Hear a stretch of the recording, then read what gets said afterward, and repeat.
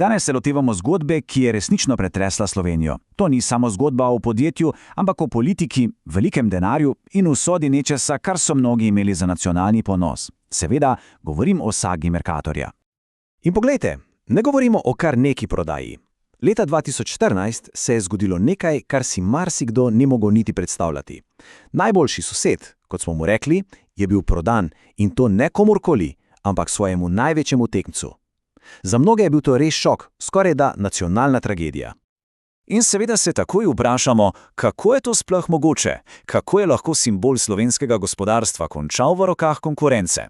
No, odgovor ni preprost. To je zgodba, ki se sega skoraj desetletje nazaj. Polna je tajnih sestankov, neverjetnih dolgov in seveda ogromnega političnega pritiska.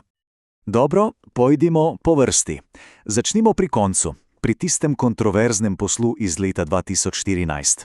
Da bomo razumeli celotno sliko, moramo najprej pogledati, kaj se je takrat dogajalo. Ampak veste, kaj je pri vsem skupaj najbolj zanimivo? Da bi zares razumeli dogajanje leta 2014, moramo skočiti nazaj. In to ne leto ali dve, ampak skoraj desetletje, v leto 2005. Takrat je bil sklenjen posel, ki je pravzaprav sprožil vse, kar je sledilo. In ta posel iz leta 2005 ni kar tako. Mnogi mu danes pravijo izvirni greh celotne sage. Šlo je za dogovor za zaprtimi vrati, ki je imel, kot bomo videli, katastrofalne posledice. Poglejmo si, kako se je ta pot v krizo odvijala. Vse si začne avgusta 2005. Ključni trenutek, na tajnem sestanku v vladnem kabinetu, državne deleže v Mercatorju prodajo kar tako, brez javnega razpisa, tajkunoma Bavčarju in Šrotu. S tem se začne obdobje, ki mu pravimo tajkunizacija. Mercator postane nekakšen bankomat za financiranje menedžerskih odkupov. Dolg se kopiči in kopiči. Potem pa seveda udari globalna finančna kriza. In ti prezadolženi tajkunski imperiji se sesujejo kot hišice iz kart. Končni rezultat? Leta 2013 banke upnice zasežejo delnice in upani Mercator dajo na prodaj. Domino efekt vsej svoji grozi. In zakaj se je to sploh zgodilo? Kakšen je bil motiv za to prvotno prodajo? No, eden od glavnih akterjev, Boško Šrot, je kasneje ponudil precej šokantno razlago. Dejal je, citiram, delo je bilo vseskozi cilj predsednika vlade Janeza Janše, Mercator pa je bil le sredstvo za izsiljevanje. Torej, po njegovih besedah, sploh ni šlo za Mercator, ampak za nadzor nad mediji. Mercator je bil zgolj orodje. Posledice tega izvirnega greha so bile, milo rečeno, unišujoče. Mercator so dobesedno uporabili kot kravo molznico. Denar ni šel v razvoj trgovin, v nove izdelke ali boljše storitve. Ne, dobički so se preusmerjali za poplačalo osebnih dolgov tajkunov. Podjetje je bilo obremenjeno z gorami dolga, ki ga ni moglo odplačati. In ko je vse skupaj propadlo, je Mercator padel v roke bank, ki so bile seveda obupane in so hotele samo čim prej dobiti svoj denar nazaj. V redu, zdaj pa skok nazaj v leto 2014. Slika je precej mračna. Mercator je finančno na kolenih. In v takšni situaciji se pojavi cela vrsta akterjev, ki so prodajo potiskali naprej. Pritiski so bili res ogromni. In da si lažje predstavljamo, o čem govorimo, dolg Mercatorja je takrat znašal okoli 1,5 milijarde evrov. To je astronomska številka. S takim bremenom je bilo podjetje neverjetno ranljivo, praktično brez manevrskega prostora. In kdo so bili ti akterji, ki so vlekli niti? Imeli smo 3 glavne skupine, vsaka s svojimi interesi. Na eni strani je bila vlada, pod vodstvom Alenke Bratušek. Njihov argument je bil, da je prodaja manjše zlo, da je treba preprečiti stečaj in rešiti 10.000 delovnih mest. Potem so bili tu ideologi, recimo Gregor Virant, ki so v prodaji videli priložnost za konec s tistimi pravljicami o nacionalnem interesu in so navijali za privatizacijo. In seveda tretja, morda najmočnejša skupina, banke upnice, kot je NLB z Jankom Medžo na čelu. Njihov cilj je bil kristalno jasen. Očistiti bilance in za vsako ceno dobiti nazaj denar iz slabih posojil iz časov tajkunizacije. Takratna premierka Alenka Bratušek je vladno nevmešavanje zagovarjala s precej dramatičnim vprašanjem. Predlagate, da dvignem roke in na cesti pustim 10.000 ljudi? Z drugimi besedami, odločitev je bila predstavljena kot izbira med kugo in kolero. Ali prodamo podjetje, ali pa tvegamo socialno katastrofo. Na drugi strani pa so bili tisti, ki so v tem videli ideološko zmago. Gregor Virant je prodajo označil za dobro novico in korak stran od pravljic o nacionalnem interesu. Zanje je bil to nujen korak k modernizaciji gospodarstva, stran od vpliva države.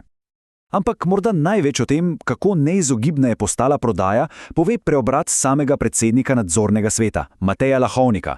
Samo poglejte tole. Leta 2012 je za Mercator rekel, da je to, kar je Real Madrid za Španijo, torej simbol ponosa. 2 leti kasneje pa je v prodaji izjavil, da je stvar poslovne higiene, da novi lastnik dobi v roke škarje in platno.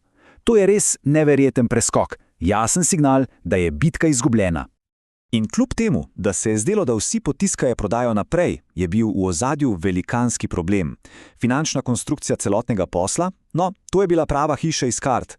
Rdeči alarmi so zvonili, a zdi se, da jih nihče ni hotel slišati. Ključna težava so bile tako imenovane PIK obveznice. Kaj to sploh je? Gre za izjemno tvegan finančni instrument. V bistvu si denar izposodiš, ampak obresti ne plačuješ sproti v denarju. Namesto tega se ti obresti pripišejo h glavnici. To pomeni, da dolg raste eksponentno. To je tempirana bomba. In kupec, hrvaški Agrokor, je nakup financiral točno s tem. Stavil je, da bo iz Mercatorja iztisnil dovolj denarja, da bo poplačal to rastočo goro dolga.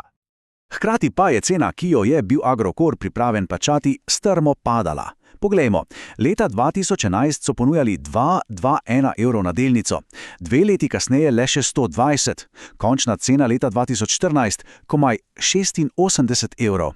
Mercator je bil vsako leto v slabšem stanju, zato so imeli prodajalci, banke, vedno slabšo pogajalsko pozicijo. Bili so prisiljeni prodati za drobiž. In tako pridemo do junija 2014. Kljub vsem opozorilom, kljub tvegani finančni konstrukciji, kljub nizki ceni, je bil posel sklenjen. Pritisk je bil enostavno prevelik. Mercator, nacionalni prvak, je bil prodan za drobiž. Dobro, posel je bil sklenjen. In potem, kakšne so bile posledice?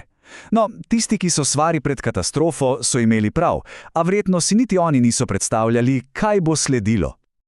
Obljuba je bila, da bo Agrokor strateški partner, rešitelj, ki bo ustvaril regionalnega trgovskega velikana. Realnost? Leta 2017, samo 3 leta kasneje, je Agrokor spektakularno propadel pod težo lastnih dolgov. Tako imenovani rešitelj je sprožil regionalno finančno krizo. In tu pridemo do največje ironije celotne zgodbe. O tem kaosu je Mercator preživel.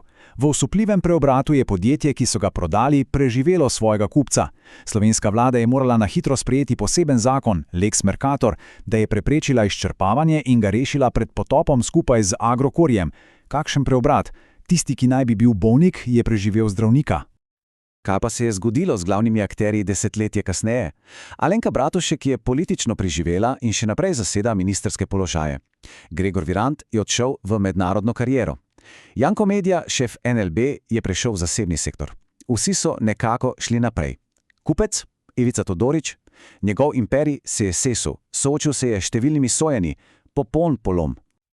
Torej, če potegnemo črto, ta prodaja, ki se je začela s tistim političnim grehom leta 2005 in bila dokončana pod pritiskom finančnega upupa leta 2014, je zavedno spremenila slovensko gospodarsko pokrajino. Res je šolski primer, kaj se zgodi, ko se prepletejo visoka politika in tvegane finance. In na koncu ostaja odprto vprašanje, ki je verjetno najpomembnejše in sega daleč čez meje te zgodbe. Ko trčita tako imenovani nacionalni interes in svet visokih financ, kdo na koncu zares plača ceno?